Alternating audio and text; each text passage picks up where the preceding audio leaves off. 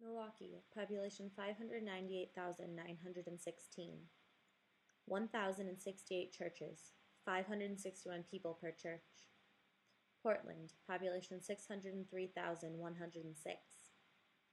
917 churches, 658 people per church. Las Vegas, population 596,424. 814 churches, 733 people per church. Oklahoma City, population 599,199.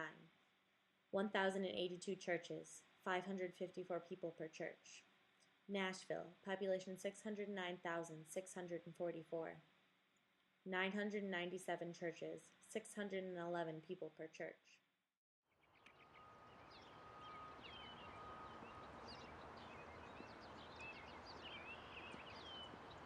Judging by these statistics, Milwaukee doesn't seem to have that many more churches than other cities of comparable size, and Oklahoma City actually has a greater ratio of churches to people. Why then is Milwaukee sometimes called the City of Steeples? One thing about the churches in Milwaukee is that they tend to be more clustered together than in other cities.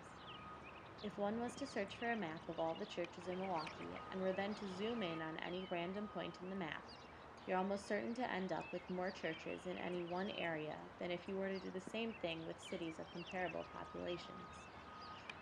When walking around the city of Milwaukee, one can rarely go 3 blocks without seeing another church. How did Milwaukee end up with so many churches?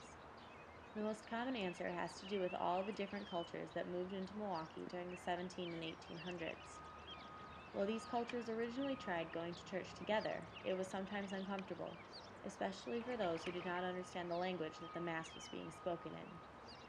Each of these cultures went out and created their own churches, somewhere that they felt comfortable and could understand what was being said. Because of this, Milwaukee ended up with many churches in the same neighborhood, each one tailored to a different cultural group.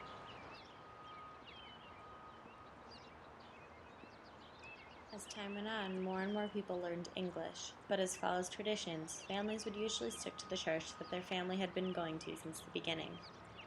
Although not all of the churches in Milwaukee have steeples, there certainly are a lot of them. They play an important part in the skyline of Milwaukee, and one usually doesn't have to look too far to spot one peeking out somewhere.